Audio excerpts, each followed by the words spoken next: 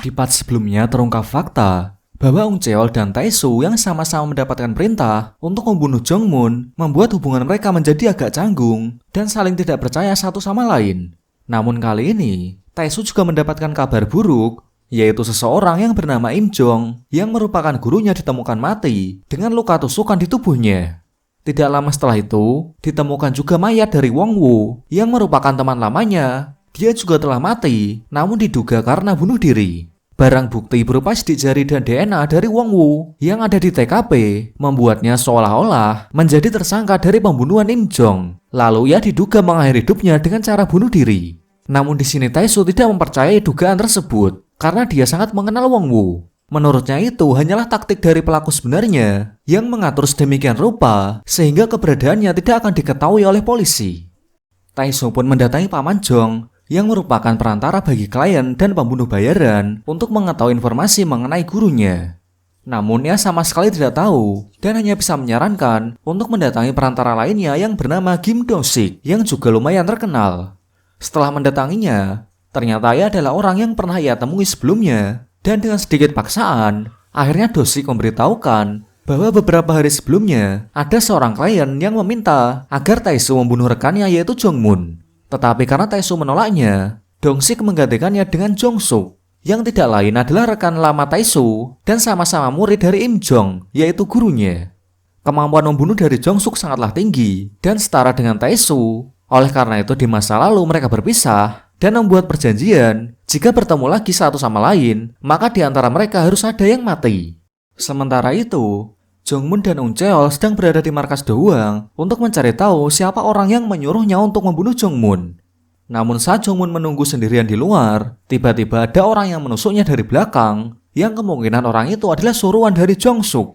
Luka tusuknya cukup parah dan hampir mengenai organ vital. Metode yang ia gunakan juga hampir sama, yaitu menjatuhkan pisau dengan sidik jari dari Ung Cheol. Sehingga kalau saja Jong-moon mati, maka Ung Cheol lah yang akan menjadi tersangkanya. Shin berpindah ke Jong-suk yang mengejar anak buahnya karena tidak berhasil membunuh Jong-moon. Ia pun kemudian bersiap-siap dan mengirimkan pesan kepada Tae-soo untuk menemuinya di suatu tempat sekitar pelabuhan. Setelah Tae-soo datang, di sana sudah ada Jong-suk yang sudah menunggu kedatangannya. Mereka berdua dan Wong Woo sudah seperti saudara kandung yang sama-sama dibesarkan dan dilatih oleh orang yang sama untuk menjadi pembunuh bayaran. Namun sayangnya, karena Tae-soo menolak untuk membunuh Jong-moon, maka kini Jong-suk harus membunuhnya karena itu adalah pekerjaannya saat ini. Kematian Wong Woo dan Im Jong juga karena alasan yang sama, yaitu karena mereka yang berniat untuk membela Tae-soo dan menentangnya. Mendengar kenyataan pahit tersebut membuat Tae-soo emosi dan perkelahian pun tidak bisa dihindari.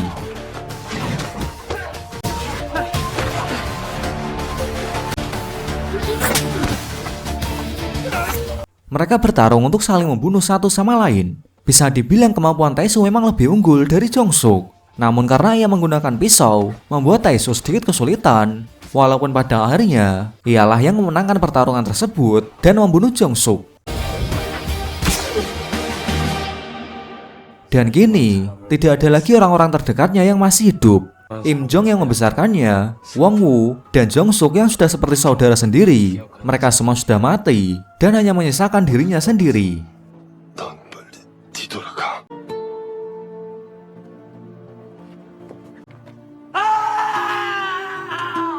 Setelah kejadian itu membuatnya sadar bagaimana rasanya kehilangan orang-orang terdekat seperti yang telah ia lakukan terhadap korbannya di masa lalu. Beralih ke rumah sakit tempat Jong-moon dirawat. Setelah sadar dari pingsannya, ia langsung pergi menuju ke tempat orang yang ia sewa 2 tahun yang lalu untuk mengikuti dan merekam aktivitasnya. Hal itu ia lakukan untuk membuktikan apakah ia adalah seorang pembunuh berantai seperti yang dianggap oleh masyarakat atau tidak. Karena ia tidak ingat sama sekali pernah melakukan pembunuhan tersebut. Setelah menunjukkan bukti rekaman dan foto, di sana terlihat kalau Jong-moon yang selalu berada di TKP sebelum terjadi pembunuhan berantai tersebut. Sehingga memperkuat kemungkinan kalau memang dialah pelakunya. Meskipun tidak ada saksi mata yang melihat kejadian itu. Pernyataan orang tersebut membuatnya semakin bingung dan tidak mengerti apa yang sebenarnya terjadi. Karena dia sama sekali tidak mengingat apapun. Jong-moon kemudian meminta foto plat mobil yang selalu membawanya ke TKP pembunuhan. Setelah mendapatkan foto itu, dia pergi dari sana. Tanpa ia sadari, ternyata detektif Gotak sedang mengikutinya dan mendengar semua pembicaraannya, termasuk fakta bahwa Jongmun juga berada di TKP saat terjadi pembunuhan terhadap putrinya. Rasa amarah dan dendam membuatnya hampir menembak senjata tepat ke arah Jongmun. Namun hal itu batal karena kedatangan Inspektur Ryu ke sana untuk membawa Jongmun kembali ke rumah sakit. Dalam perjalanannya, Inspektur Ryu menanyakan tentang hubungan Jak Saoh dengan Jongmun yang terlihat saling mengenal. Yang ternyata Jak Saoh dulunya adalah jaksa yang menangani kasus pembunuhan pertama dari Jongmun. Hal itu terjadi pada saat ia baru lulus SMA, di mana saat itu Jongmun mempergoki maling yang merampok rumahnya dan membunuh kedua orang tuanya. Melihat orang tuanya mati mengenaskan di depan matanya, membuatnya hilang kendali dan menghabisi kedua maling tersebut tanpa ampun. Tentu dalam pandangan masyarakat umum, hal itu merupakan bentuk tindakan perlindungan diri. Namun itu berbeda dengan yang ditangani oleh Jak Saoh, di mana dalam salah satu pasal juga menyebutkan bahwa tindakan perlindungan diri yang melewati batas juga merupakan bentuk pelanggaran. Namun karena hasil pemeriksaan menunjukkan kalau Jongmun sedikit memiliki gangguan jiwa, maka ia dinyatakan bebas dari hukuman. Tetapi sayangnya, beberapa saat setelah ia dibebaskan dari hukuman, terjadilah pembunuhan berantai dan Jongmun lah yang ditetapkan sebagai tersangka. Hal itulah yang membuat Jak Saoh merasa bersalah, dan karena itulah ia bergabung ke dalam tim detektif Gotak untuk membubarkannya. Di rumah sakit, saat Jongmun sudah tiba di kamarnya, ternyata sudah ada Gotak yang menunggu dan bersiap untuk menembakkan senjatanya. Tentu tindakan Gotak tersebut adalah untuk membalaskan dendam kepada pelaku yang telah membunuh putrinya. Tidak ada yang bisa Jongmun lakukan, karena ia juga tidak bisa membuktikan bahwa bukan dialah pelakunya. Namun ia hanya meminta untuk memberikannya satu kesempatan, yaitu mencari tahu identitas mobil yang ia yakini ada kaitannya dengan pelaku yang sebenarnya. Gotak pun menurutinya. Namun, jika setelah fakta sebenarnya terungkap dan Jongmun juga terlibat, maka Gotak tidak akan segan-segan untuk menghabisinya. Untuk bisa mendapatkan identitas dari pemilik mobil, Gotak mendatangi mantan partnernya saat di kepolisian dan meminta dia mencari biodata. Ternyata orang itu adalah pemilik taksi ilegal yang merupakan mobil pribadinya. Setelah membawanya bertemu dengan Jongmun, ternyata benar dia adalah orang yang sama yang selalu membawa Jongmun ke TKP pembunuhan pada 3 tahun yang lalu. Setelah dilakukan interogasi dan sedikit pemaksaan, akhirnya supir taksi tersebut memberitahukan bahwa saat itu dia hanya diperintahkan oleh Dr. Kim untuk mengantarkan Jongmun ke setiap tempat setelah selesai dari kliniknya. Dikatakan bahwa Dr. Kim adalah psikiater yang menangani Jongmun pada saat itu. Setelah mendapatkan lokasi kliniknya, mereka pun segera menuju ke sana untuk menemui Dr. Kim.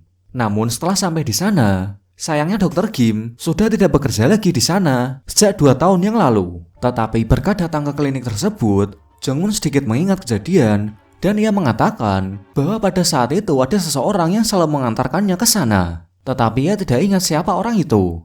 Mereka kemudian meminta alamatnya dan pergi ke rumah Dr. Kim. Setelah mereka sampai dan menemuinya, tiba-tiba Dr. Kim melarikan diri. Namun beruntungnya berhasil dilumpuhkan oleh Gotak. Baru saja ia ingin menanyainya, tiba-tiba Jongmun datang dan menyerang Gotak dengan senjata listriknya sehingga ia kemudian jatuh pingsan. Hal itu ia lakukan karena ketidakpercayaannya dengan Gotak dan berniat untuk mengungkap semua ini sendirian. Bukannya berjalan dengan lancar, namun Jongmun malah berakhir pingsan karena Dr. Kim menyuntikkannya obat bius tanpa sepengetahuannya.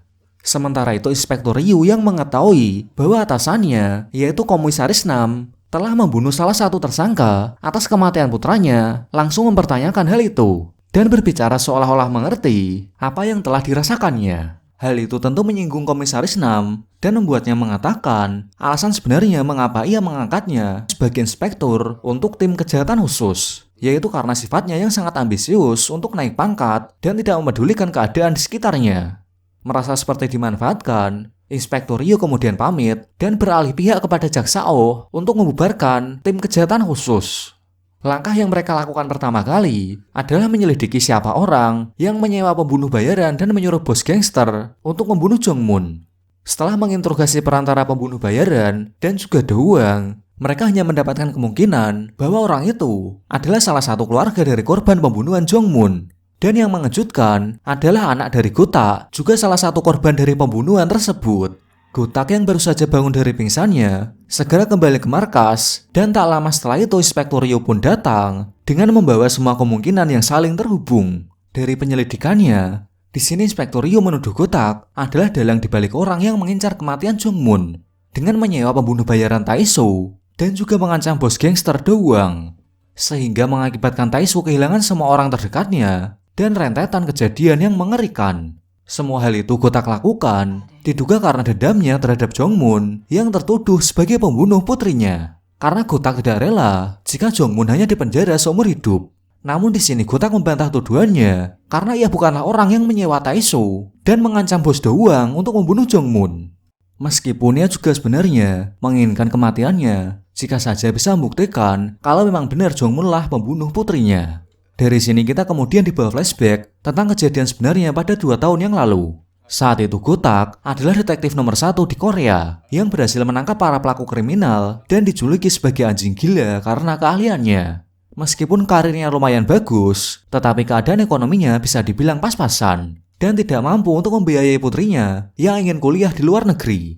Saat itu Ung Cheol masih menjalankan bisnisnya dengan Do Hwang dan memanfaatkan kekurangan Gotak untuk menawarinya uang 50 juta won agar bisa membantunya saat terlibat dalam masalah. Tetapi meskipun keadaan ekonominya pas-pasan, tidak membuat Gotak tergiur, apalagi bekerja sama dengan mafia. Karena ingin mewujudkan impian putrinya ke luar negeri, Gotak mencoba untuk meminjam uang kepada teman-temannya, bahkan ke Komisaris 6. Tetapi tidak ada yang bisa membantunya, karena mereka juga memiliki masalah ekonomi masing-masing saat itu.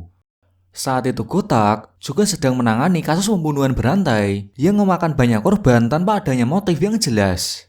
Saat proses penyelidikan dilakukan, tiba-tiba ada telepon yang mengabarkan bahwa putrinya sedang dirawat di rumah sakit karena terlibat masalah saat di sebuah klub malam. Keinginannya untuk mendapatkan uang kuliah menyebabkan anaknya itu asal menerima pekerjaan di klub malam tanpa tahu resikonya.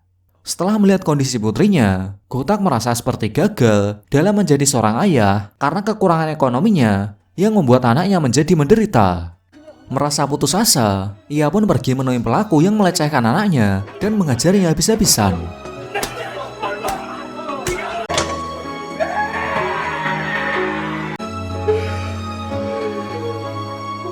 Lalu setelah itu ia pun datang untuk kembali menemui Do Hwang dan menerima tawarannya 50 juta won agar bisa menguliahkan anaknya ke luar negeri.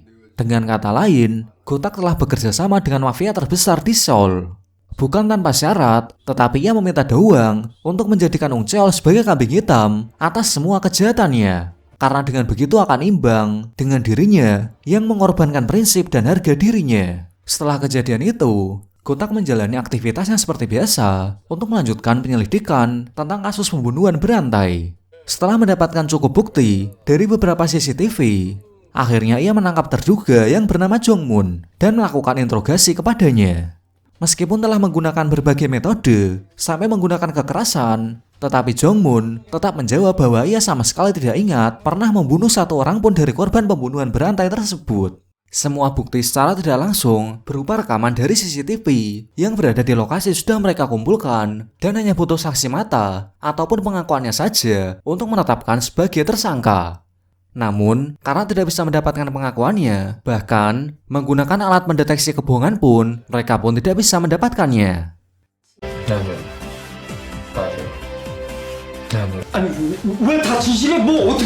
Sebelum pulang kerja, tiba-tiba putrinya datang dan mengajaknya untuk pulang bersama karena lusa nanti dirinya akan berangkat ke luar negeri untuk kuliah. Saat itu juga bersamaan dengan Jongmun yang keluar dari kepolisian karena waktu menahannya sudah lebih dari 48 jam dan tidak terbukti bersalah.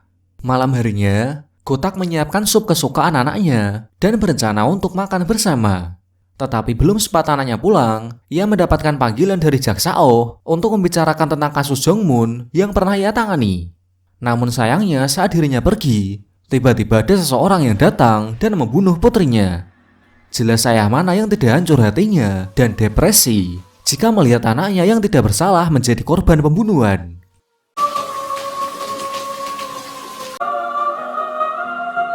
Melihat rekaman CCTV yang ternyata juga ada Jongmun di sana, membuatnya berpikir kalau dialah pelaku yang telah membunuh putrinya. Ia pun melakukan tindakan ceroboh dan berniat untuk membunuhnya. Namun untungnya berhasil dicegah oleh kepolisian yang sedang mengawasinya. Akibat tindakan yang melanggar aturan, akhirnya Gotak diberhentikan dari kepolisian. Ia masih yakin dengan tuduhannya dan tidak terima dengan Jongmun yang bebas berkeliaran. Akhirnya dia mendatangi pacarnya Jongmun dan memintanya untuk memalsukan diri sebagai salah satu korban dari pembunuhan Jongmun dan akan memberinya imbalan uang sebesar 50 juta won. Karena dengan begitu, maka bukti yang ia miliki akan cukup untuk menjadikannya sebagai tersangka atas pembunuhan berantai. Walaupun dengan rasa bersalah, akhirnya Eugene menerima tawaran tersebut agar bisa membiayai kuliah dan keluar dari pekerjaan klub malam. Skenario pun mulai dijalankan. Eugene membuat luka sendiri di tubuhnya, lalu melapor ke kepolisian bahwa dirinya telah hampir dibunuh oleh Jongmun, tetapi berhasil selamat. Tidak hanya itu, ia juga bersaksi di pengadilan dan mengatakan bahwa telah melihat Jongmun melakukan pembunuhan di depan matanya sendiri. Pengakuan palsu Eugene tersebut membuat Jongmun ditetapkan sebagai tersangka dan dijatuhi hukuman penjara seumur hidup. Terlihat jelas ekspresi puas dari wajah Kutak, tetapi itu ternyata tidaklah cukup baginya karena Jongmun masih tidak mengakui perbuatannya. Sehingga ia mendatangi perantara untuk mengirimkan seseorang yang ada di penjara agar menyiksa Jongmun sampai ia mengakui bahwa ialah yang membunuh putrinya. Dan orang suruhannya itu tidak lain adalah Tae-soo.